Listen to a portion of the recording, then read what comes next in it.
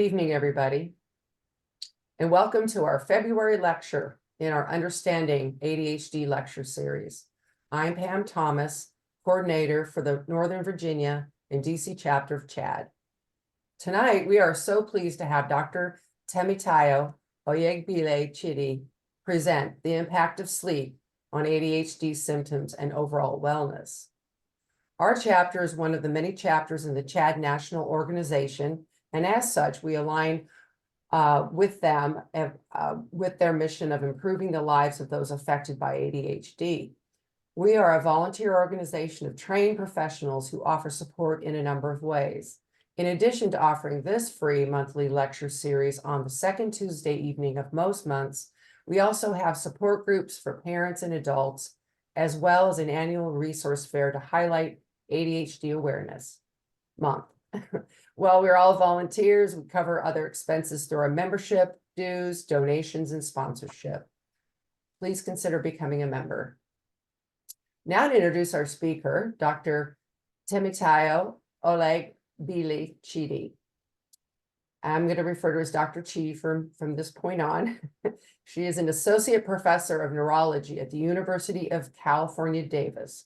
Her practice and research focuses on cognitive dysfunction and sleep disruption in children and adults with neurologic disorders such as epilepsy and brain injuries. Dr. Chidi is actively involved in the field and is a member of the American Academy of Neurology, American Neurological Association, Child Neurology Society, the American Academy of Sleep Medicine, and the American Epilepsy Society. She has received significant professional recognition, including selection for the AAN Diversity Leadership Program, selection to participate in the AAN's Palatucci Advocacy Leadership Forum, the Minority Faculty Career Development Award from the Association of American Medical Colleges, and the Sleep Health Policy Advocacy Award from the National Sleep Foundation. She serves on the board of the National Sleep Foundation as a member at large in the executive committee. She serves also in the Science Committee in Child Neurology Society and the DEI Committee in the American Academy of Neurology. Dr. Chidi holds a BS in Psychology and Molecular Biology, an MD and a PhD in Neuroscience, all from the University of Wisconsin-Madison. She completed her graduate medical training at New York Presbyterian Hospital in New York City and Northwestern Memorial Hospital in Chicago, Illinois. Thank you, Dr. Chidi, for speaking to our ADHD community on this very important topic. Thank you so much for that lovely introduction. I really appreciate it. Let me go ahead and share my slides. And you'll let me know if you can see my slides. All right.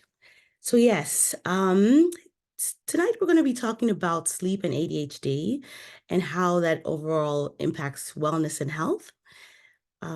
So I'm going to start out with a quick outline so that you kind of know where we're going. Whenever I talk about sleep, I realize that some people know a lot about sleep and some people know very little about sleep. And so what I'm going to do, I'm going to start off talking about the historical view of sleep loss. And then I'm going to talk about what normal sleep is. I'm going to talk about some of the adverse effects of sleep loss and some of the benefits of getting good sleep. And then I'm going to talk briefly about the glymphatic system. We're going to talk about a little bit of science there. And then we'll talk about the effects of sleep on brain health and specifically ADHD, which we're all here to hear about. And then finally, we'll talk about how we can optimize our sleep for our wellness. All right. So let me go ahead and start with the historical view of sleep. So I want us to take a look at this picture over here. This is a satellite picture of the United States from the 1950s. This is in the middle of the night, and you can see how much light there is. So it's a significant light on the East Coast, but in general, there's not that much light. Now, look at the mid-1970s. You can see there's significantly more light through the night. This is the 1990s, significantly more. And then in the, something happened here. And then in the 2020s, look at how much light there is almost as if it stays fully bright throughout the night from the satellite that can be looked at. And those parts of orange are where pretty much everything is bright. This is a significant issue because this pattern that we see here is directly related to sleep duration in our country. And so what we're finding when we look at the trends of sleep in America, we find that if you look from the 1970s, I don't know if you can see my cursor, 1960s, 1970s, you can see the average person in the United States, and that includes children and adults, slept anywhere between 8 to 8 and a quarter hours a night on average, the whole nation. And over time, it significantly dropped over time. So that in the 2020s now, we're sleeping as little on average as around 6.75 hours a night. This includes kids, once again, babies, and adults. So this is quite significant and very concerning.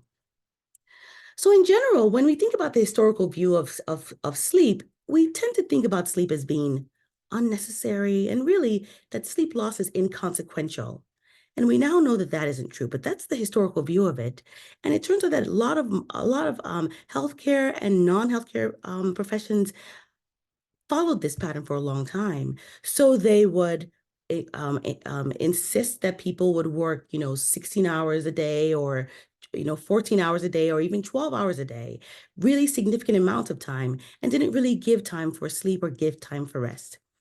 And it turns out that in the 1960s, there was this Stanford sleep researcher, Dr. Bill Dement. A lot of people have heard of him, and he's in the news quite a bit. He just recently passed away. He is considered the father of modern sleep medicine, and he was actually started off with this specific individual named Randy Gardner. And this was in 1965. At this time, Randy Gardner, this is the guy with holding the coffee cup. He was a high schooler who set out to break the world record for the longest time awake. And Dr. Bill Dement at the time in Stanford decided to document it. And he documented this young man over 11 days and found that he was actually having lots of what we call now micro sleep episodes throughout. He wasn't able to stay alert. He was having difficulty concentrating, etc. And these are things that we see with a lot of people who have sleep loss. And this was the beginnings of kind of really looking at sleep medicine research. And so what we found over time now is that everyone needs sleep. So looking at basic science basic science studies, specifically looking at animal studies as well as human studies, what we're finding is that if you deprive rats of sleep, they will expire within 11 to 32 days. And dolphins, who have to move at all times in the water to be able to breathe, when they actually sleep by hemisphere. So one brain hemisphere falls asleep while the other one stays awake and helps to keep things moving, and then vice versa. So it turns out that sleep is a fundamental requirement for living organisms, and sleep may actually be more necessary for survival than food because you can survive 3 times as long without food as you can without sleep. So let's talk about normal sleep now that we've talked about the history of sleep. So what is normal sleep? A lot of people ask me in my clinic, what is normal sleep? Am I getting normal sleep or is this abnormal? So let's go over that in some detail. So normal sleep. You should be able to fall asleep within 20 minutes of the time that you lay down. You should be able to wake up easily and refreshed in the morning without an alarm clock. I know a lot of us probably have difficulty with that, but yes, without an alarm clock, you should be able to have slept long enough. 7 to 9 hours is what is recommended by the National Sleep Foundation, so that when you wake up in the morning, you don't need an alarm clock. You can just wake up naturally and without any grogginess. And you should not require daytime naps. If you find that you are at work in your 20s or 30s, for instance, and you're at work and you find yourself falling asleep at 2 and 3 in the afternoon every day, you probably are not getting normal sleep.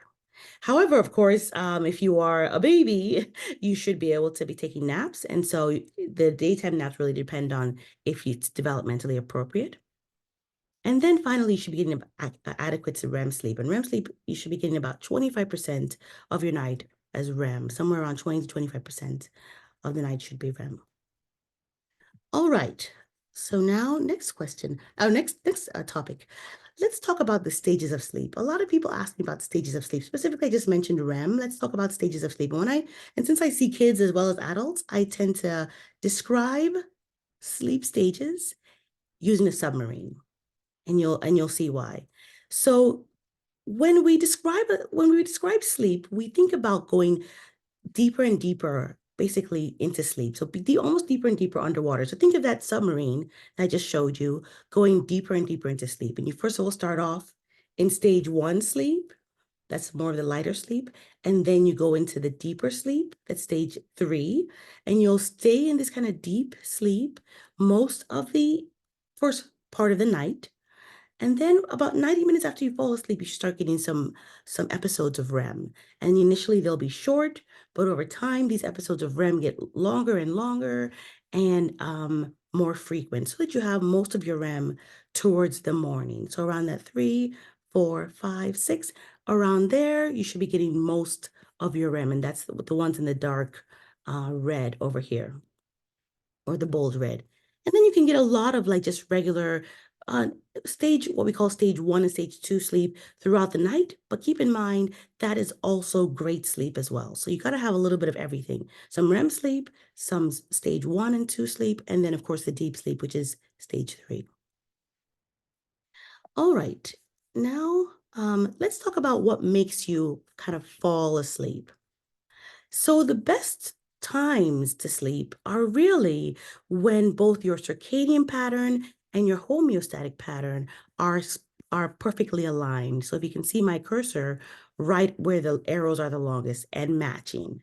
So we know that the longer you go without going to sleep, the more and more you build up your sleep drive. And this is a good thing. This is why taking naps in the afternoon is not always good, because it can reduce that sleep drive or that sleep load, right? That builds up during the day between 9 a.m. and 9 p.m.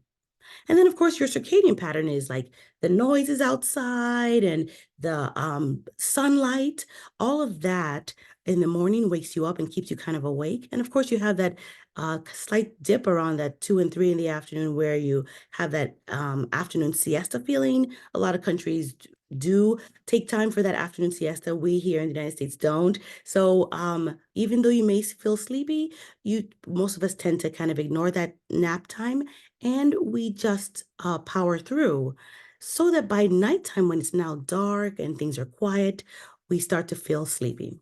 And so, and of course, around this time too is when melatonin levels start to rise. And so you'll see that if you have both your sleep drive and your circadian drive working perfectly aligned, you'll get the best sleep, and you'll be able to power through the night and sleep through the night and wake up in the morning refreshed. All right. So how much sleep do we need? When you're a baby, you sleep a good amount of the day, up to 16 hours of the day total. And you can actually stay within that 12 to 16 hours pretty much throughout infancy. Around school age, you start not needing that nap anymore, and you can pretty much sleep only through the night, and that's usually about 11, 12 hours. And then in adolescence, which is a big one, even though at that time we tend to maybe a lot of adolescents tend to sleep a little bit later, they should still overall be getting about 8 to 9 hours. And then as an adult, you should be getting somewhere around, well, I should say, sorry, more like 9 to 10 hours. And then as an adult, you should be getting somewhere around 7 to 9 hours of sleep a night. And of course, into maybe 70s and 80s, you may need a little bit less, closer to about 5 to 6 hours. Now, keep in mind that sleep is a very active period, a very, very active period. So not only do our melatonin levels rise during sleep, but things like our cortisol levels, these are our fight or flight hormones, they drop down to 0. So think of it as a time when there's a full reset. Everything kind of drops to 0, and you kind of help give the body a chance to fully reset. And then growth hormone, which is associated with, of course, height in young kids, but also associated with insulin and kind of diabetes and sugar levels in adults. We find that the growth hormone increase pretty much only occurs in the first third of the night during deep sleep. So really, deep sleep is really needed and is really important. And there are lots of other things that go on. I'm just mentioning a few here. All right, so let's see if we can move this along. Let's talk about sleep loss and adverse events that occur if you haven't had enough sleep. So the prevalence of sleep loss in this country, as I had alluded to earlier, is quite significant. So about 36% of the nation complains of sleep loss and suffer from sleep loss. It turns out 70% of train drivers, and a couple years ago, we had a lot of train drivers who were falling asleep while driving the train and causing the trains to derail. Yes, indeed, 70% of train drivers have reported dozing off while driving. We know 82% of oil refinery shift workers have complained of lack of sleep, even though we know that's a very serious job where, requires full alertness. Physicians also, especially when they're on call, sleep on average about 2 to 3 hours a night. And then, of course, 55% of adults report taking a nap at least once a week. And that usually is a sign of some kind of sleep deprivation, not always during siesta time, but usually just needing a nap because they're actually sleep deprived. And we know the National Sleep Foundation um, has noted a lot of issues with drowsy driving or sleep loss, not having enough sleep. We know that automobile accidents occur more frequently in this country due to drowsy driving. We know that there's significant fatalities due to drowsy driving as well. And of course, we know that sleep loss can worsen depression, suicidality, anxiety, PTSD, etc. Not just in military and veterans, but in general in the population. And studies have shown, and this has been replicated multiple times, that the time of the day where we have the most automobile accidents actually occurs at the time when people should be waking up and perhaps have woken up and not had enough sleep. And so around that 8 a.m. is where you have the most car accidents throughout the whole day. So this is a really big deal, and it's actually a significant problem in our nation. The studies are also showing that sleep deprivation, when you drive sleep deprived, it's equivalent to driving um, uh, alcohol impaired, so driving drunk, basically. So this is really, really important for us to keep in mind, so that when we drive sleep deprived, we don't think it's just, well, whatever. It's actually quite a big deal, and we need to be really, really careful. We know that when we haven't had enough sleep, we're more like when we've had significant sleep disruption, we know that we're more likely to have a lot more cognitive problems throughout the day. We have difficulty with planning, difficulty with organization, difficulty with making good decisions. We end up having a lot more rigid thinking, more emotional lability. This is where we get really angry or really upset when ordinarily we wouldn't. This is very much associated with sleep deprivation. And of course, in kids, but also in adults, overactivity, impulsivity, this kind of ADHD symptoms, we see that significantly, which I will be speaking about more soon. And of course, speaking of ADHD, when we perform attention tasks, for example, what's called the PBT, which is just really kind of a test where you kind of focus, when you've had not enough sleep for days at a time, we find that we have significant problems. So this is having only 6 hours in bed for 14 days, having only 4 hours in bed for 14 days, and having 0 hours in bed, so not sleeping at all for 14 days. And we realize that people who have not slept enough will perform within that abnormal range. So significant lapses, basically forgetting to hit the button on the specific task or this brain game that we're talking about here, it could be equivalent to driving and lapsing for a second and actually having an accident. So this is pretty significant. Sleep deprivation is quite significant. Also, we find that this lack of sleep over time actually does become cumulative over time. So you can first of all make some mistakes the first night after not sleeping, but the second night after not sleeping, you make significantly more mistakes over time. This is doing a logical reasoning task. And also, when you have been sleep deprived, you're more likely to perform well on a math test compared to those who are well rested. And this is just looking at fMRI, and you can see that there's minimal response in the brain when you are sleep deprived compared to when you're well rested, you're fully engaged in the task, and that's where you see all those red and orange and yellow dots. And there are significant other side effects from missing sleep. So not just irritability and cognitive impairment, which I've talked about in memory problems, you also have a higher risk of heart disease and stroke. You have increased reaction time, so you're a little slower in responding, decreased accuracy, which I had mentioned, but also your response to pain, headaches, muscle aches, whatever it is a lot worse. You're more likely to have diabetes. You're more likely to have an impaired immune system, so more likely to get colds and coughs, things like that. And of course, key here, when you have missed sleep, you have symptoms similar to ADHD. All right, so I've said a lot right now. So just quickly, any questions before I move on? It doesn't look like we have any questions in the chat, but this is a good time to remind people that if you do have questions, go ahead and put them in the chat, and Dr. Chidi will stop occasionally and ask if we have any, and I will present the questions to her. And then, of course, at the end, we'll have a good amount of time for questions and answers if people want to ask their questions then. Absolutely. All right, so I'm going to continue. So now I've told you all the problems with sleep loss, and I know you're probably thinking, oh my goodness, this is terrible. Well, let me talk to you about some of the excellent benefits of good sleep. So memories occur during sleep. Memories are consolidated during sleep.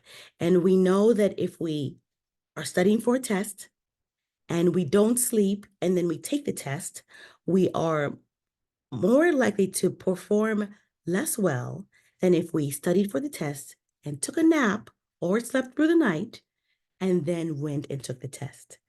So it turns out that actually all-nighters are not good. So college students who do all-nighters, high school students who do all-nighters, studies have shown that you're better off studying throughout the day, sleeping, getting all those memories consolidated and well organized into your brain, and then you're more likely to perform a lot better. And this has been shown. I won't go into this in too much detail. I don't want to get too sciencey, but yes, this has been shown time and time again in multiple studies.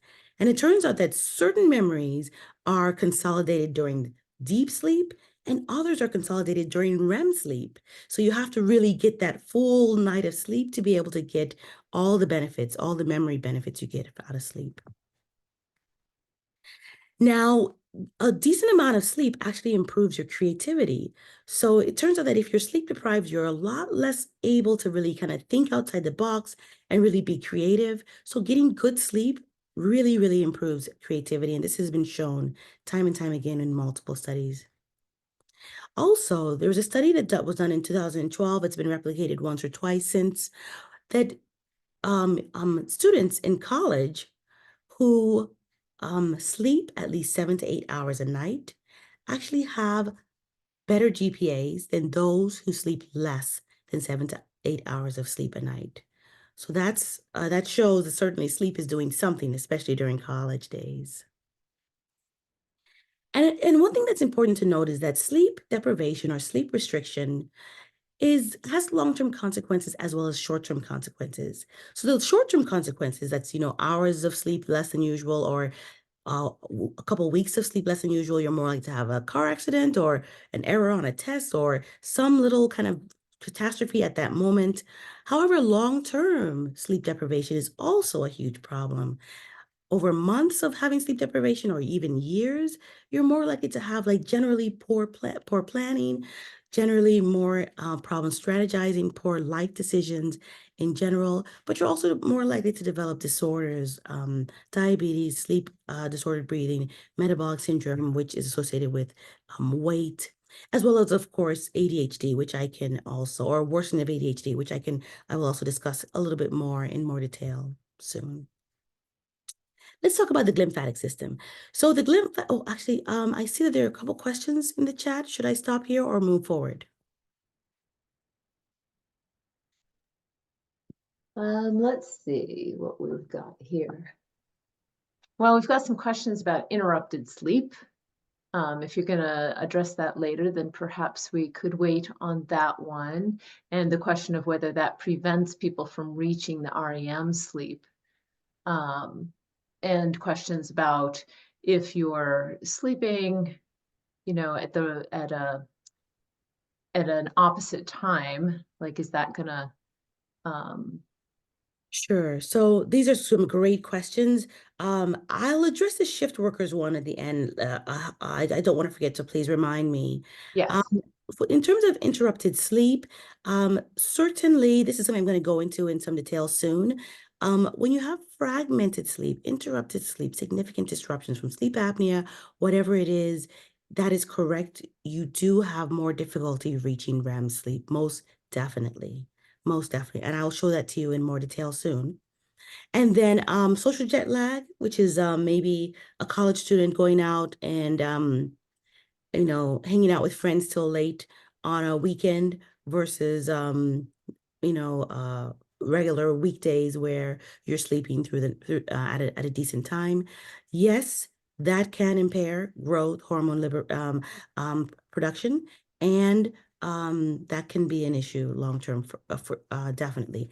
And the question about sleep apnea, yes, I will definitely be discussing sleep apnea. All right, great questions. Okay, so let me talk quickly about the glymphatic system. All right, so this is where we're going to get into a little bit of science, but I promise I won't get into it too much. So the question is, why do we sleep? And we as sleep researchers have wondered all this time, why do we sleep? Like evolutionarily, what's the reason to sleep?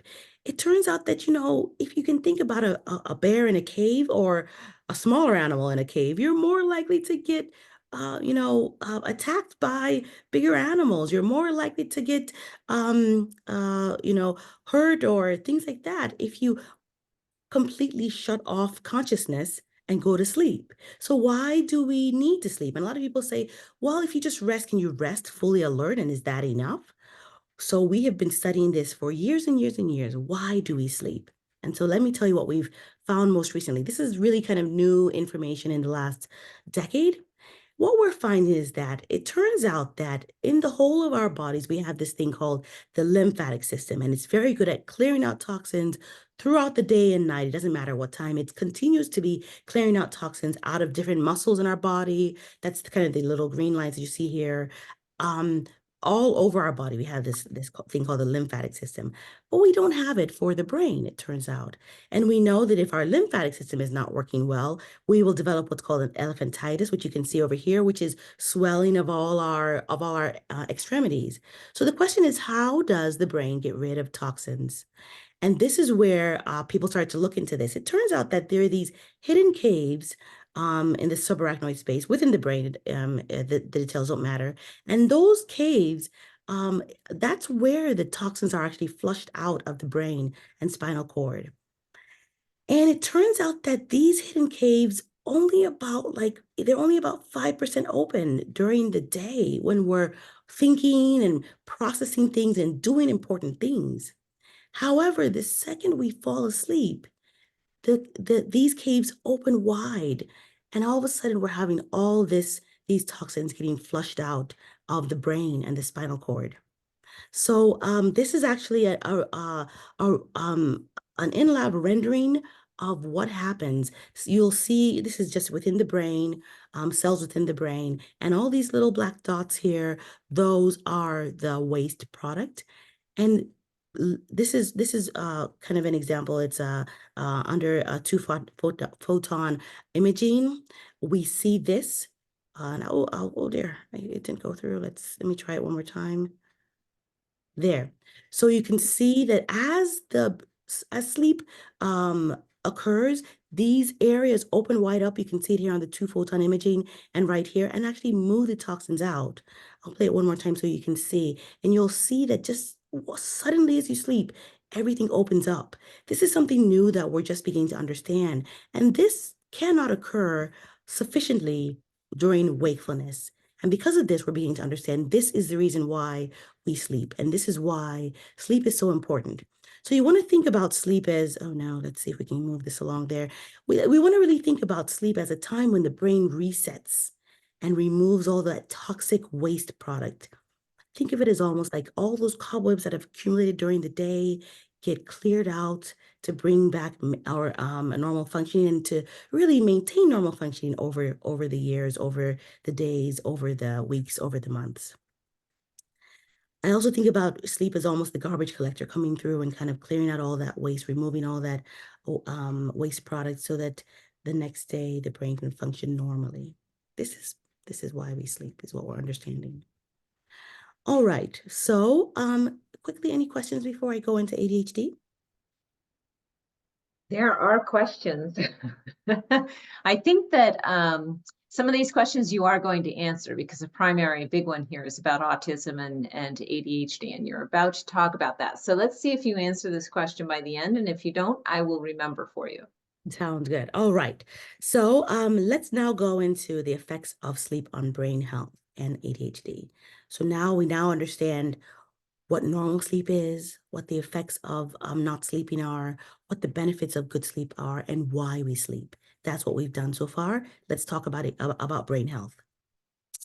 So we're beginning to understand more and more that failing to get good enough sleep is actually increasing our chances of not only having a neurologic disorder, but also worsening a neurologic disorder. And all these neurologic disorders, we find that sleep disturbance can either exacerbate it, make it worse over time, or it can even signal the beginning of that disorder, just as Parkinson's, things like that. Autism is another one, which I didn't go into detail. I have a whole other set of slides on autism and sleep. You can see the connections there throughout all the neurologic disorders. Anything associated with the brain, we're finding that we really need adequate sleep to be able to help treat those disorders. Now, when we talk about ADHD, I'm going to give you a little bit of background that most of you who do ADHD work all the time or who have ADHD or have a child with ADHD, you know all about this. There are about, or a little over, this is probably an underestimate, 5.3% of children and adolescents worldwide who have ADHD. We know that about 2/3 of these individuals or more, those ADHD symptoms persist into adulthood. And we know that sleep disturbance is an integral part of ADHD, in that up to 62% of individuals with ADHD have sleep disturbance, often requiring some kind of sleep supplement, be it melatonin or even something a little bit stronger. Now, the relationship between ADHD and sleep disturbance is really complex. So we know that, as I said before, and I've said several times, sleep disturbance is part of the disorder of ADHD. We know that sleep disturbance is exacerbated by ADHD symptoms. So when you've got ADHD and you're kind of, your mind is racing, you're thinking about a lot of things, that can disrupt your sleep. We know that sleep disturbance may actually lead to the development of ADHD symptoms, like I talked about before. So not getting enough sleep, you can begin to look like you have ADHD, even if, and actually meet the diagnosis of ADHD, even if it is more of a sleep disorder or sleep disruption. And then we also know that sleep disruption can be misdiagnosed as ADHD, but also ADHD can be misdiagnosed where it's actually a sleep problem. And then, of course, we know that sleep disturbance and ADHD, there's this huge connection with psychostimulant medication, because sleep disturbance can either be complicated by stimulant medication or it can actually be calmed by stimulant medication. And these studies on that have been found since the 70s. So we're beginning to really understand that it's much more complicated than we think. And evaluating and improving sleep should be a really integral part of treatment of ADHD. Once you get this diagnosis, you really want to look into your sleep significantly and check it in more detail. So disorders that are associated with ADHD, there are lots of disorders associated with ADHD, and I'll mention a few here. So insomnia is associated with ADHD, and that can be associated, of course, with the medication as well, where you're getting too little sleep. Narcolepsy or hypersomnia disorders, where you're getting too much sleep. Parasomnias, where you have these abnormal events that occur during sleep, like sleepwalking or sleep talking. You can have restless leg syndrome. It's very much associated with ADHD. And this is where you have these creepy crawly feelings in your legs or sometimes in your arms that occur in the evenings mostly and make you feel like you got to keep moving through the night. And that can be very, very disruptive to sleep and can really drive someone really bananas because you can't really relax. It can be very frustrating. And then REM sleep disorder, or REM behavior disorder, I should say.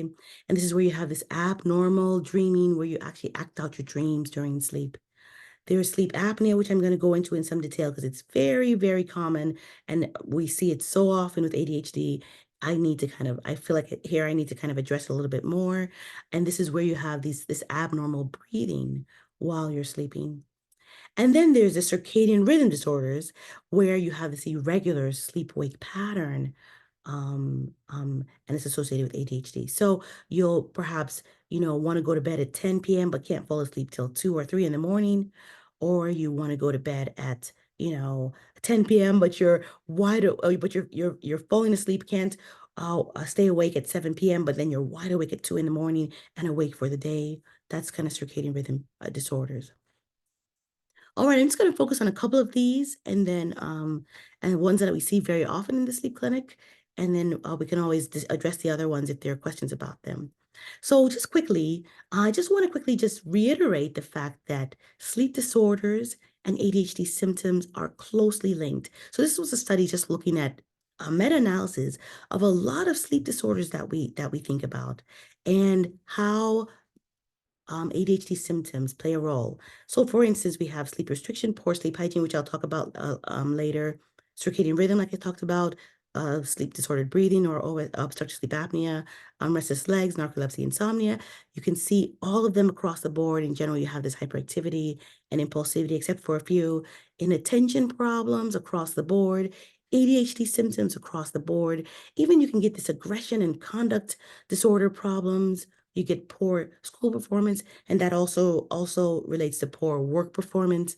And of course, psychiatric concerns or psychological concerns such as depression and anxiety across the board, very, very common. Now let's talk about OSA, obstructive sleep apnea. This is a disorder where you have repetitive episodes of complete or partial obstruction of the airway. So as you fall asleep, you find that maybe your muscle tone drops and your tongue falls back. Or it can also be just your airway closes for different reasons, anatomical and otherwise. And all of a sudden, airway that you can see in the blue arrows that you should be able to breathe and go all the way through as you're sleeping, all of a sudden it's completely blocked. And what happens is that all of a sudden you got to wake up to take a deep breath. That can be significantly disruptive to sleep. And what we do is that we actually use a polysomnogram, which is a in-lab sleep study, or we do a home sleep study, which is you get the device and you take it home to sleep and you bring it back the next day. We do it in kids and we do it in adults. And what we do is specifically look for abnormalities in sleep. This, as I said, is very common with ADHD. So you really want to, if you have ADHD, get one of these tests. In a normal polysomnogram or normal sleep study, you'll see that you have these beautiful, as for me as a sleep physician, this just looks beautiful. So I'll tell you a little bit about it. This is what we look at when we look at a sleep study. We look at these beautiful EEG waves. They just look very lovely. We see the heart rate looks wonderful. We look at the EMG, which is just your muscle movements. It's all really kind of quiet. Snoring is quiet as well. And then we look at your breathing, and breathing just looks just gorgeous. It's just constant flow, just beautiful, right? Now let's look at a study with sleep apnea. This is significant sleep fragmentation. You can see it's really like kind of messy. We see that the EEG, we see all these kind of spikes, which shows you waking up to breathe. We see that, things can get a little quiet as you fall asleep, but suddenly you wake up and you're trying to take deep breaths. Your legs start moving, your whole body starts to move. While you are falling asleep, you can see that things get really quiet. And then all of a sudden you have to take a deep breath and try and breathe here. That's the breathing that you see over here. As you can see over here is really belly, the chest, and the abdomen that's trying against, pushing against the closed airway to take a deep breath, but can't. And then all of a sudden you get that airway where you're taking nice deep breaths. Your oxygen levels also drop during this time because you can't get enough oxygen to the body. And just you can imagine what that does to the brain if you can't get enough oxygen to the brain as well. This can be really significant. And then you remember the histogram that I showed you before? This is a histogram. The one I had shown you before was normal. This is where I was describing the submarine and going deeper and deeper underwater into sleep. This is a histogram in that submarine when you have sleep apnea. And keep in mind that the deep sleep is all the way at the bottom here, but instead this person is that little submarine is trying to go deeper and deeper underwater and has to keep waking up or coming out of the water to take a deep breath. And then you go deeper and deeper, and then you have to get back up to take a deep breath. So that's why I describe the submarine. It's really, really good to use that as an analogy so that you can understand that you can't really go from awake to deep sleep right away. You've got to go through those stages. And so when we are looking at a sleep study like this, we're looking and seeing this person never got to really good sleep. Locational, but I will say, like, for my purview and in my relationships, but also what I think is relevant worldwide. Looks like is that a question? Okay, I think that was just a I think that was a mistake, actually. Okay, all right. Okay, so let me just quickly get back to this. So you can see the person didn't even get any deep sleep until the morning. And as you can see, there's no REM sleep at all, none at all. So when someone was asking a question about REM sleep and sleep apnea, and does this disrupted sleep not let you get into REM, you've got to have, as I had mentioned earlier, about 90 minutes of good sleep before you can get that REM sleep. So you really need to have that nice, deep, consolidated sleep, and then REM starts to pop through. REM occurs when you are relaxed and you're really into that nice, deep sleep. If you don't get there, you can have a lot of, if you don't get into that nice, deep sleep, you can actually not get REM sleep at all. So we'll see a lot of people who, if they're very anxious during the sleep study, they may not get into REM sleep because they just weren't calm enough to get that nice deep REM sleep or that nice REM sleep. All right, so that's REM sleep, and I've told you how, that's OSA, and I've told you how it looks really fragmented and such. It looks pretty almost like, as a sleep physician, when I read a sleep study like that, I feel, oh, this is so painful. It looks like painful sleep, like you're not getting the good sleep that you really need. And we know that I'm just showing you school performance in OSA. There are studies that show work performance and OSA, sleep apnea. And what we find is that performing poorly with obstructive sleep apnea is very, very common because you can be having symptoms as ADHD, but also you can't focus, you can't concentrate, you can't take exams appropriately. When you do get treated, this is the treated group, you see performance improve significantly. This is just one example. I could show you multiple examples of other studies, but keep in mind that this disorder can significantly affect performance during the day. So it's not just a nighttime disorder, it's actually affecting daytime performance as well. Narcolepsy, I'll speak about this just quickly, just because this is one I see very frequently. This is the kid or young adult or adolescent who sleeps all the time. And at school, they're considered perhaps having behavioral problems or something like that. And then you'll have these individuals will be sleepy during the day, but then somehow wide awake at night. In narcolepsy or hypersomnia disorders, even though it's called kind of hypersomnia, it's really a dysregulation of sleep and wake. So when you're supposed to be fully awake, you're never completely awake. But when you're supposed to be fully asleep, you're never completely asleep. You can't really shut off wake and be asleep or shut off sleep and be awake. So it's a very, very, very frustrating disorder. And a lot of these kids end up in the pediatrician's office or in the psychiatrist's office and get diagnosed with ADHD because, of course, they have ADHD symptoms. And it turns out a lot of them end up having narcolepsy. And narcolepsy is a disorder where the average diagnosis is up to 2 decades after they've had symptoms. It's quite sad, but it's a lot of times because these young patients don't end up getting to see a sleep physician in time. And keep that in mind. If you have a patient who has ADHD or have a child who has ADHD and symptoms are not getting that much better with significant amount of medication, think about possibly narcolepsy. Because if you treat narcolepsy and really the initial treatment for narcolepsy is really ADHD medications. So you're kind of starting it, but if it's not quite there, think about looking into narcolepsy, because that's a disorder that frequently is misdiagnosed over years and could, improve a person's life significantly. All right, so I want to leave enough time to talk about the other things. So I won't go into this insomnia and poor sleep hygiene, but these are other disorders that are significantly related to ADHD. And I will kind of more focus on the sleep hygiene issue by kind of going into the last part. So let's now talk about how to optimize your sleep and improve your ADHD and overall wellness. So when you think about sleep, you really have to first of all, prioritize it and more importantly, optimize it. So you really want to make sure that the environment that you go to sleep in is really optimal for excellent sleep. Things to think about. So the 7 ingredients for a healthy sleep environment, you want it to be nice and dark, because we know our melatonin levels rise to the max when it is the darkest in the room. When you have even a little light in there, it kind of disrupts sleep, but also melatonin production. We want it to be quiet because we know that noises can really disrupt sleep. We want it to be comfortable. We want it to be low stimuli. So you don't want to have your phone right next to you, your iPad. You don't want the TV on all night, things like that. You want it to be cool. Studies have shown that a cool room is better for good sleep than a hot room. Even though maybe when you're really hot, you may feel a little sleepy, it still is very disruptive for sleep. So you may fall asleep, but you'll wake up easily, either sweating or whatever it is. So you want to really think about a cool room. And then consistency. Consistency is key. Having a specific bedtime that you go to sleep at the same time every night, and a wake time that you wake up every day at the same time is really key.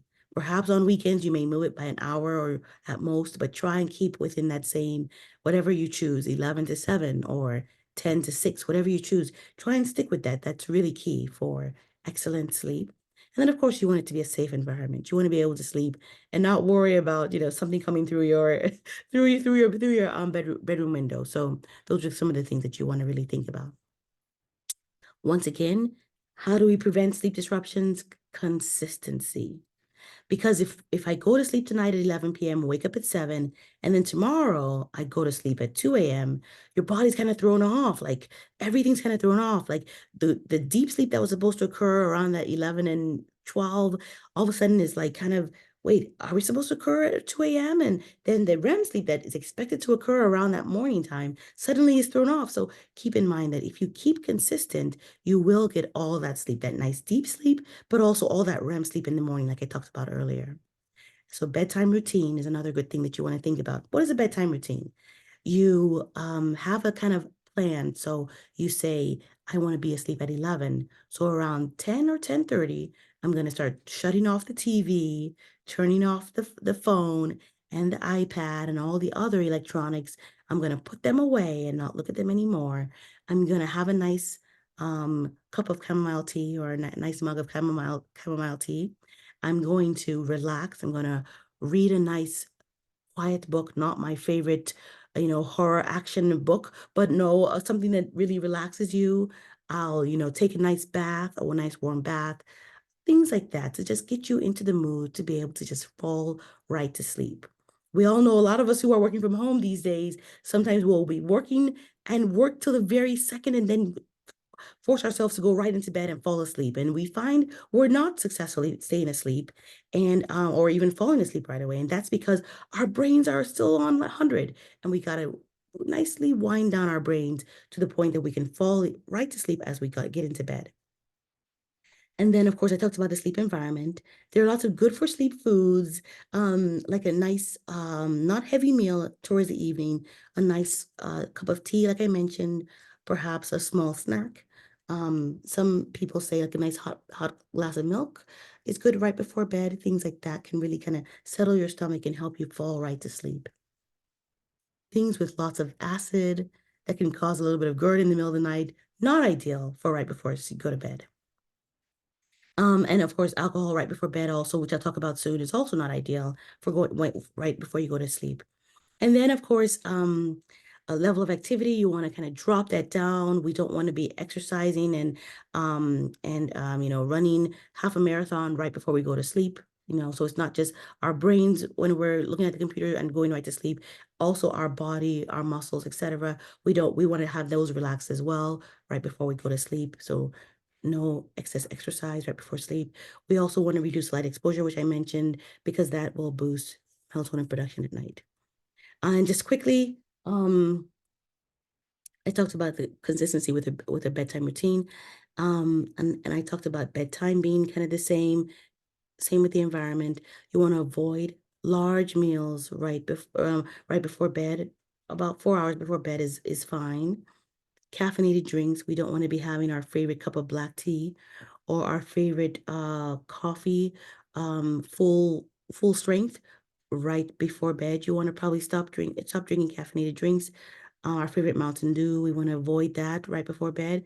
About 6 hours before bedtime is ideal.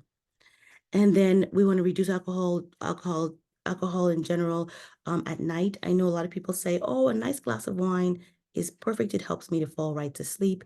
The problem with alcohol is great for helping you fall asleep, but you actually wake up a couple hours later and you're kind of wide awake. And we always find that your sleep is significantly more disrupted when you've had a significant amount of alcohol right before bed.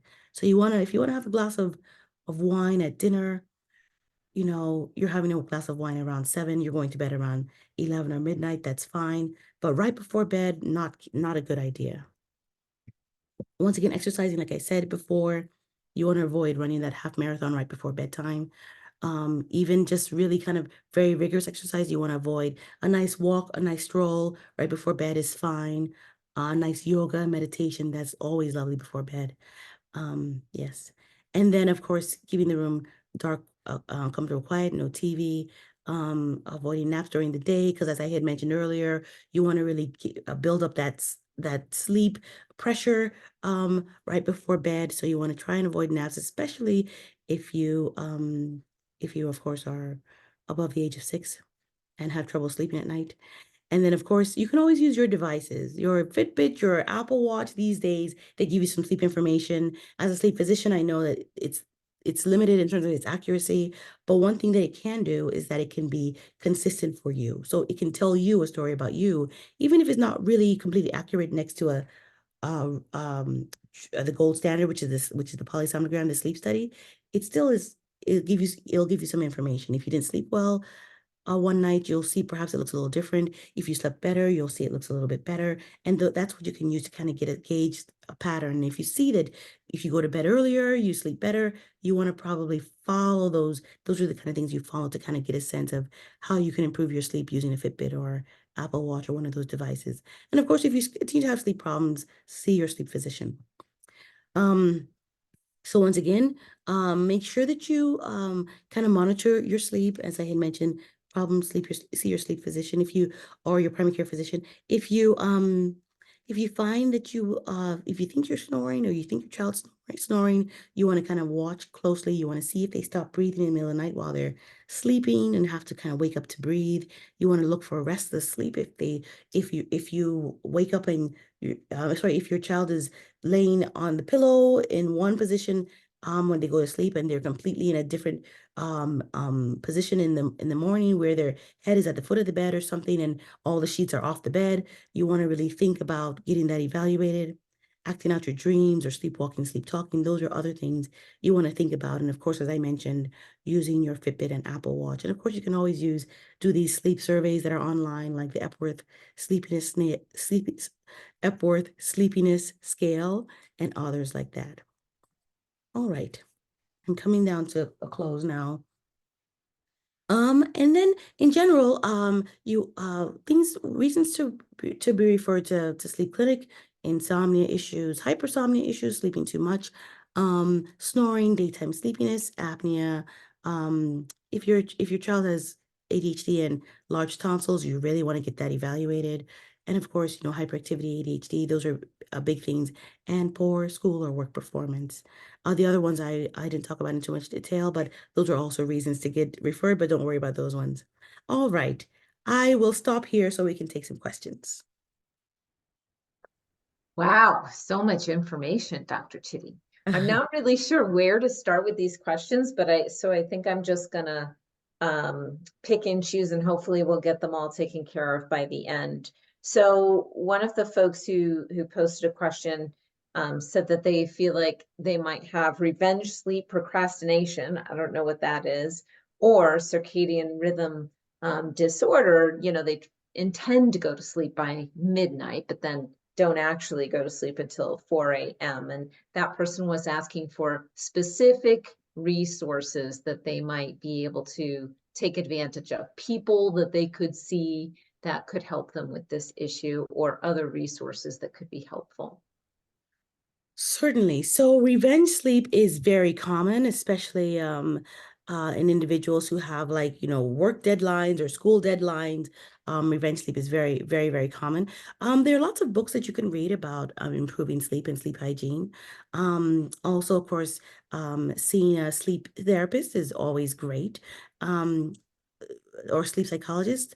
They tend to be few and far between, I must say. So another thing also is to talk to your primary care physician, or find a sleep physician who can help you out with that. But certainly it's very common, and it's something that needs to be addressed. The key is really to make sure that you're consistent, and you can always do the kind of CBTI, and there are other kind of CBT therapies that can help with ensuring that you're getting good kind of routines that will help you with your sleep. Cool. Thank you for that. There were a number of questions about medication stuff. So I'm just going to group them all together. One of those questions was about recently melatonin. Is it okay to take melatonin every night? So yes, the studies are beginning to show that it should be okay to take melatonin. Keep in mind that melatonin is natural. We naturally produce it in our bodies. So taking melatonin um, every day can be fine. Of course, you really want to make sure that you know why you're taking the melatonin. Some people take it just because they can't sleep, and they may actually have a completely different sleep disorder. So you really want to make sure that if you're taking melatonin every night and you've not been uh, it's not been prescribed by a sleep physician who says, okay, yeah, you're fine. It's just, X, Y, and Z, be it, circadian rhythm disorder or something like that, which you require melatonin for. I would definitely get that checked out. Great, thank you. Somebody else was asking about specific medications if you have ADHD and sleep issues, and specifically they were asking if Belsomra, otherwise known as suvorexant, if that is a better medication than other sleep aids like Ambien, specifically if you have ADHD. So that's a great question. Of course, if you've been prescribed Belsomra, I would assume you've had a sleep study and you've ruled out any other issues like sleep apnea. If you are on taking the Belsomra, it can be a very good medication. The reason why we like Belsomra kind of disorder, kind of medications more than say Ambien, because Ambien has a lot of other potential side effects like sleep walking and sleep talking, which is not a big deal, but it also goes into sleep cooking and sleep driving and sleep eating, things like that. So we get very nervous about being on Ambien if you have any of those kind of symptoms or side effects. And so that's why we try and avoid Ambien as much as possible. So Belsomra has certainly been shown to be a lot safer than Ambien in that way. Cool, okay. And what about long-term use of trazodone to help with sleep? Yes, so trazodone, it turns out, is an SSRI, and a lot of people take trazodone for sleep, and it's prescribed frequently um, in general. However, it is not considered a sleep medication, and it has a lot of side effects. So it's an old medication. it affects almost everything. Think about it like a blanket. It's covering everything, where you want to just focus on your sleep and nothing else. And so you really want to think about, if you're on trazodone, see a sleep physician so that we first of all, you can make sure you don't have another sleep disorder. It's not just insomnia, but also maybe be on a medication that is better long term. Trazodone isn't always the best long term, and so we frequently don't prescribe it. All right. Somebody asked, would you recommend CBT-I, which I assume might stand for insomnia, but that's just a guess, for kids or adults who have ADHD as an effective treatment? Ooh, that's a great question. So CBTI would be great if if the person has some insomnia problems. If they do, yes. If they only have ADHD and no sleep problems, then I would say it may not be enough. But certainly, if you're treating the ADHD, still having insomnia issues, definitely.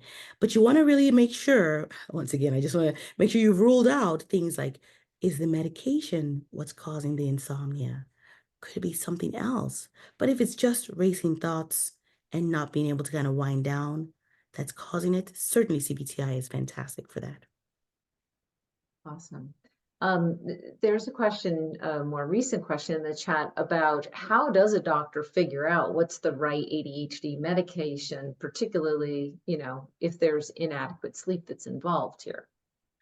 Sure. So, of course, I do, I mean, we're kind of focusing on sleep here, so I was kind of focused on sleep, but certainly ADHD medications, I could tell you a little bit about that. The one issue about ADHD medications is that there's a bit of a trial and error situation, in that some people do better with certain medications and others do better with a different type of medication. And keep in mind that there are some blood tests you can do to kind of get a sense of which medication might work better for you than not. But we don't, but that's hit or miss, really. So you really want to think about considering categories of medication, families of medication. If you've tried one in a certain family of medications, don't try the second one in that family if it didn't work. Go to a different family of medications and try the next one. That's kind of the way I think about it.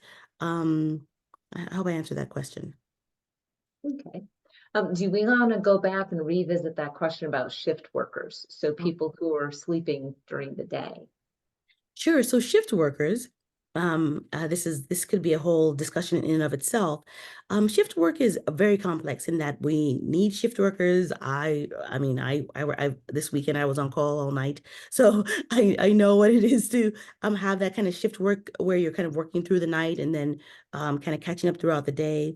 What we generally recommend is that if you are a shift worker and you're getting off at 7 a.m., what you want to do is don't walk into the bright sunlight and suddenly start, kind of, driving home or whatever it is. You really want to think about, if you are driving home, which of course is, you want to make sure you're not too sleep deprived, but if you are driving home, you want to wear sunglasses, don't get too much light into your eyes, go into your house or into your bedroom, make sure that you pull all the curtains, make sure it's nice and dark, get a lot of good sleep without getting all that light into your eyes. Because all that light into your eyes is going to reduce that melatonin production. You won't have enough melatonin. You will not sleep as well. And so you want to keep that going. If you kind of shift your shifts frequently, where some days you're working nights and other days you're working days, you want to think about the days that you're working days, try and get a little bit extra sleep, go to bed a little earlier, but try and get through, try and still sleep through the night. Having some of that kind of normalcy is ideal. But that I could go into that. So I'm just giving highlights. But also melatonin can help, but keep in mind, not too much sunlight in the morning when you head home is ideal.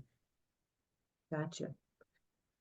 Somebody else asked, do you ever see newborns who have sleep problems, like for a long time through development, through childhood, and then much later, finally diagnosed with actually ADHD? Oh, absolutely. Absolutely. And I do believe it is a developmental issue. So a lot of times babies, or soon after birth, babies can develop some habits that can be quite disruptive for sleep. And this is actually to say baby and parents, the whole kind of unit.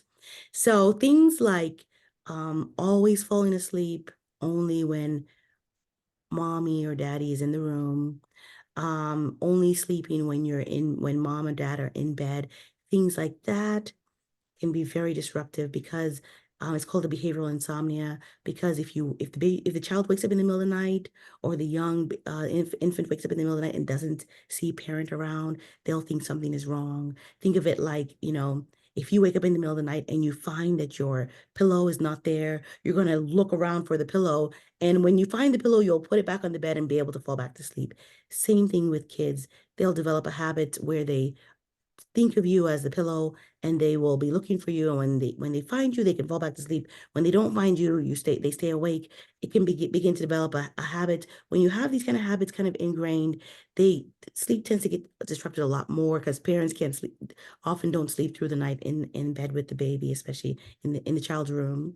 So then they start developing sleep disruptive issues, and that over time can lead to reduced sleep, and over time that can lead to other problems, other behavioral problems. Then when they get to school age, they start to have more issues with kind of sometimes issues with emotional ability, things like that. And over time, it starts looking like ADHD. Certainly, having good sleep and good sleep habits soon after birth is really, really a key thing. And that's, once again, its own long discussion about sleep. But certainly, I know a lot of people use like sleep therapists or sleep nurses around the time of the child's birth, or in that first, 3 to 9 months, to kind of help with really helping the child develop good sleep habits. And that can really be helpful for long term. Could that mean also that if a kid has a baby has problems with sleep, and then later on they're diagnosed with ADHD, that ADHD may have been part of the culprit that was leading to the sleep disruptions? Well, I guess theoretically it could be possible. Of course, it depends on when exactly the sleep disruption started, because ADHD usually is not diagnosed or even not really present at birth or soon after birth. It kind of develops over time. So I would say it really kind of depends, but certainly it's possible. Say, for example, if the child is showing ADHD symptoms at age 2 and is really having very disrupted sleep around the time, it could be the ADHD causing the sleep disruption, certainly. I think that was part of that person's question. What about chatterbrain, which again, I'm not sure exactly what that means, but chatterbrain and sleep problems, and maybe helpful treatment for that issue. All right. I'm assuming chatterbrain is just a brain that's kind of racing through the night and not being able to kind of relax. There are lots of things you can do, of course, like we talked about the CBTI, but also just kind of more restful things like meditation, yoga, relaxation. In kids, of course, that's harder to do, but things like, a wind down period where, like, you get into the bed or into the crib with your favorite sleep toys that kind of relax, and these toys are known only for sleep time. And when you see them, you develop a ability to kind of begin to relax and calm down. Those are things that help. Having a bath can be very helpful, even for the rambunctious young 5-year-old. Having specific, things like just even putting away the toys, or, putting away things, turning off the lights, putting away the electronics, and actually having the child fully involved with that thing. So whatever it is, these kind of habits of putting things away kind of gets that child into the mindset of, no longer chatterbrain, and now it's time to kind of more settle down and wind down. Certainly. So in a related sense, there was a question about, does mental effort, like just before sleep, cause challenges with sleeping?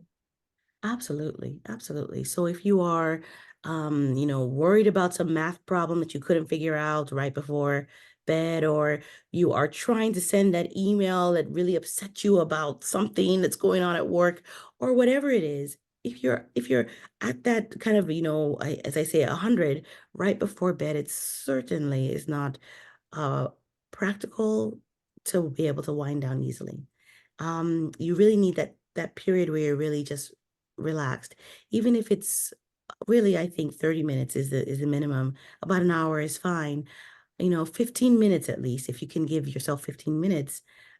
Even those kind of times when you're kind of like wound up, you'll find your heart rate is higher. You'll find that your temperature is warmer. You probably have higher cortisol levels during that time, which is the fight or flight hormone, things like that. So you really want to give yourself that time to really wind down.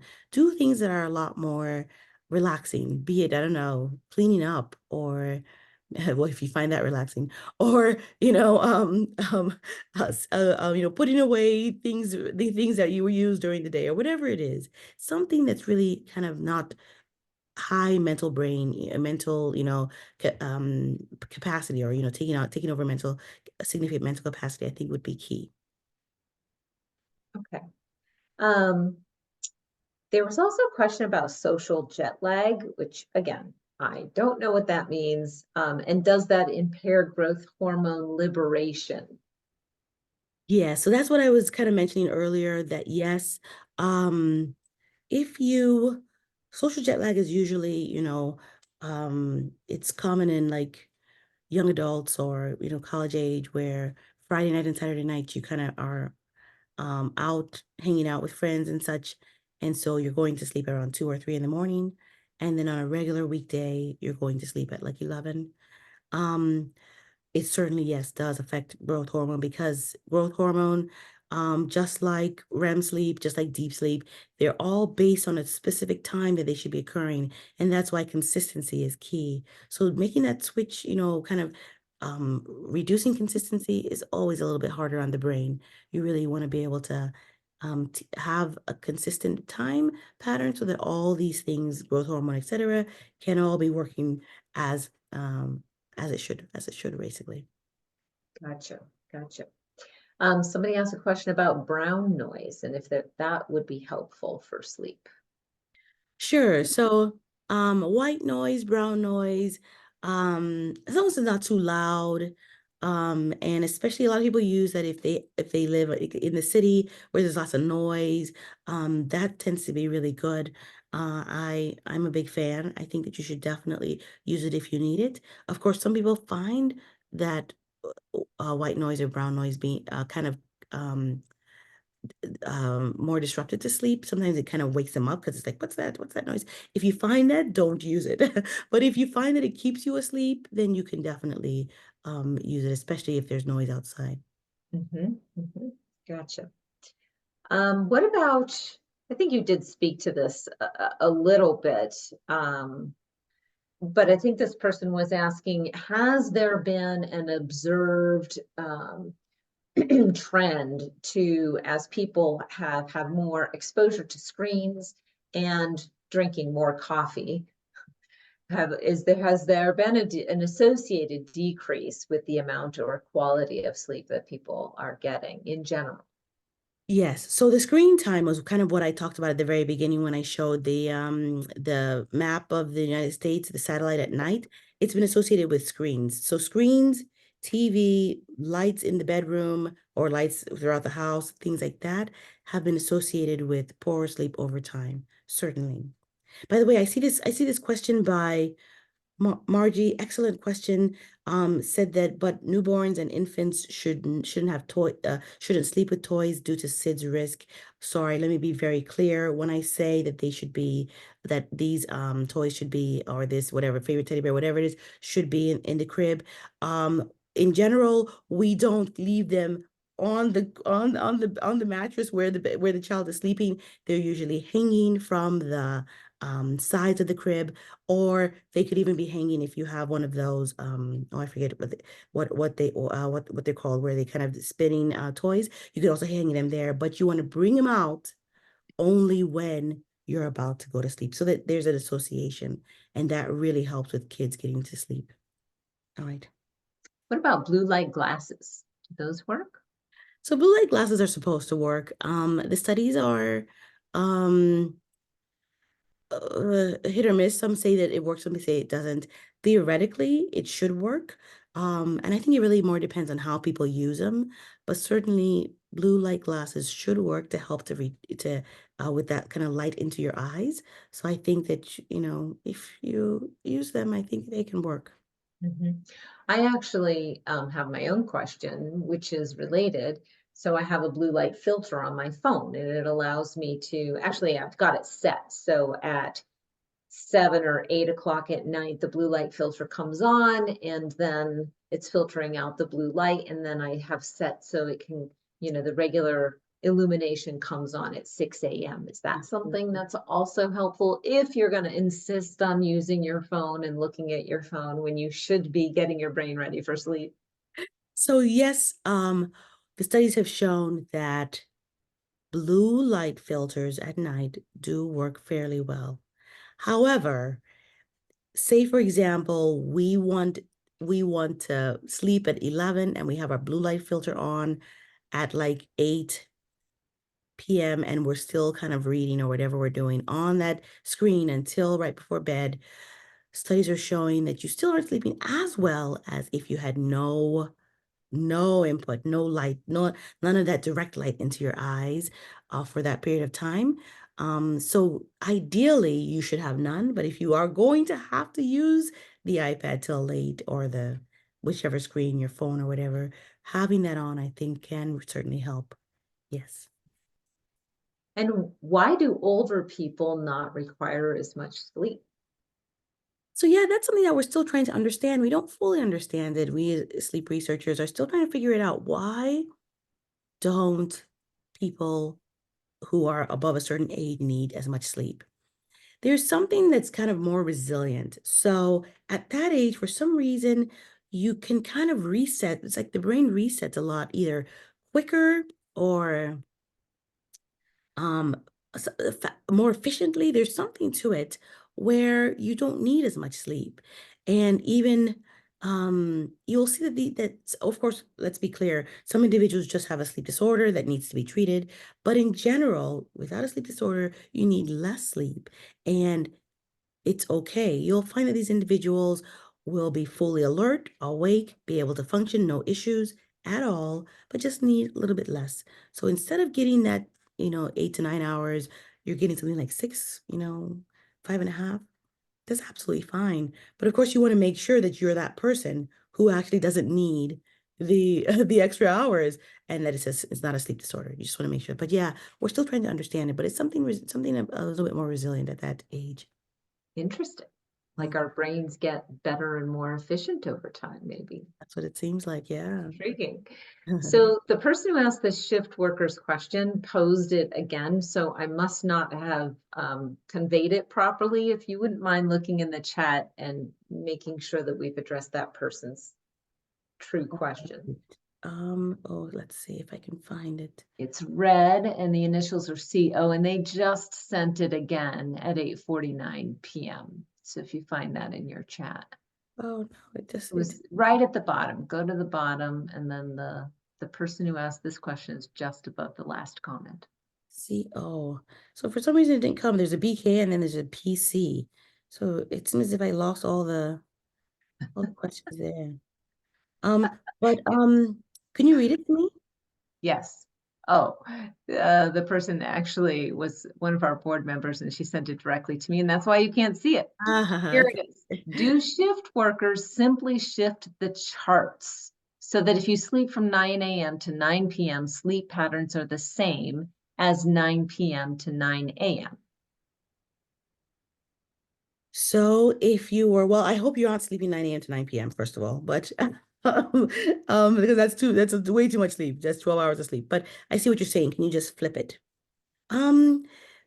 Directly flipping it, well, I could go into more detail on this, but I won't bother you with the science of it. But flipping directly is not, it doesn't work as well.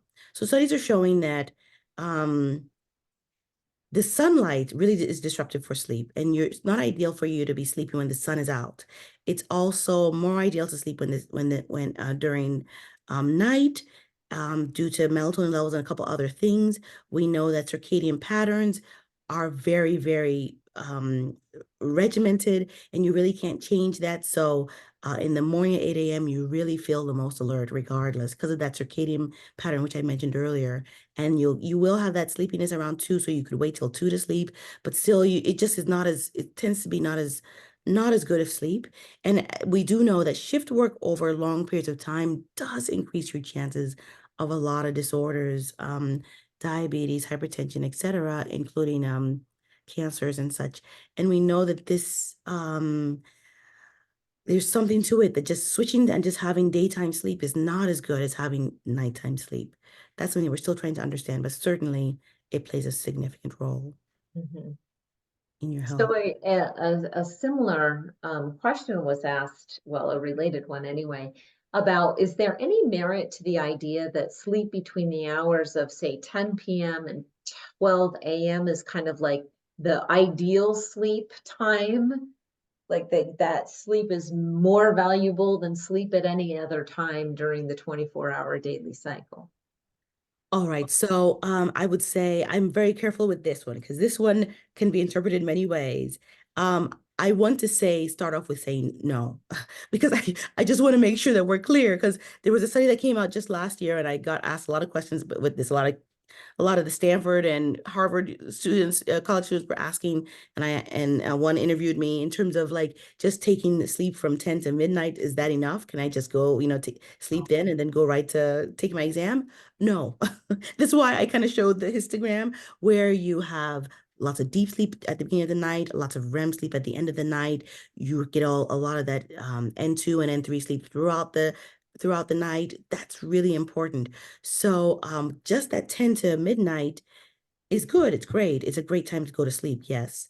But we still want to, because you're going to miss out on all that REM sleep. So you still want to really push out to make sure that you're sleeping a little bit longer so that you can get all that nice REM sleep towards the morning. Now, if you've had poor sleep for many, many years, and then some treatment happens or something happens, and now you're able to get really good sleep, is your brain going to be able to clean out all of the toxins that might have built up over those years of poor sleep? So what we're beginning to believe is that the brain can up to a point.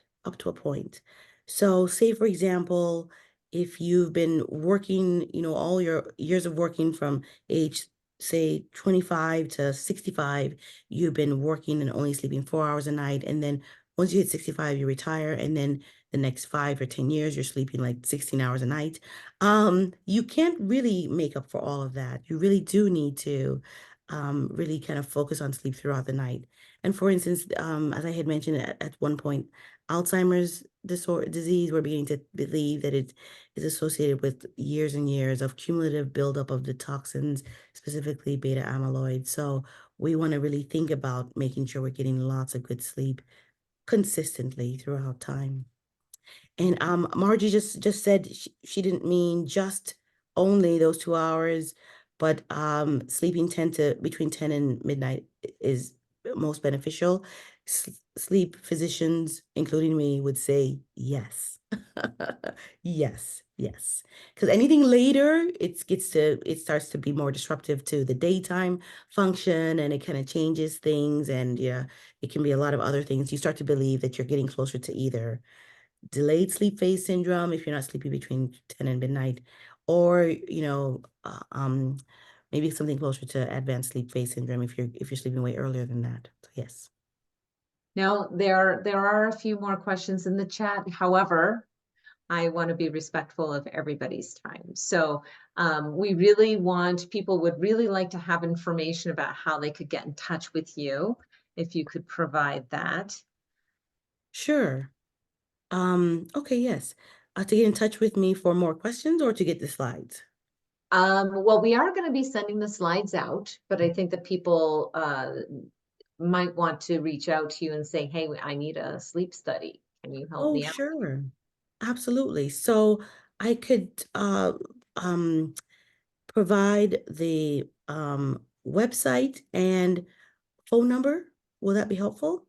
Yes, we could do that. And then if you want to add that to your slides before you send them to us, and then we'll Okay, send them sure. out to everybody, and then everybody will have that contact information right on there in case they want to Sounds reach good. out. Certainly. And it's healthpeak healthpeakinc.com. And of course, I'll send out the number as well. And then of course I'm at UC Davis as well, but I also see some patients virtually here in Virginia. So you could put that information in the chat and then everybody will get it if you like. That would be great. And while you're doing that, I just want to let everybody know that our next lecture, let me just make sure that I have the date correct. Our next lecture is on March 12th, and that's Dr. Jeff Kranzler. He's going to be talking about bullying, specifically related to the kinds of bullying that kids with autism spectrum disorder might suffer from, and also give parents some ideas about how to help protect their kids against bullying in general, and also how parents can advocate with schools to take action against bullying. So that'll be a really interesting talk, we think, March 12th. So if you're interested in coming to that, we would love to have you sign up. Dr. Chidi, this has been so incredibly helpful and information packed, and I can tell by all of the questions that we had everybody was really fascinated and really interested in this topic. It's a really important one, obviously. I mean, like one of the most important topics, I think. Yeah. So I agree. yeah, so good for you. I myself had some major sleep issues related to menopause and started on estrogen replacement therapy. And it saved my life. Like Yeah. I really was not functioning without sleep. So it's important stuff. Thank you. Very much so, very much so. Thank you all so much for your time. I really appreciate the opportunity to speak to you all about ADHD and sleep. And I hope this was helpful long term. Feel free to reach out at any time.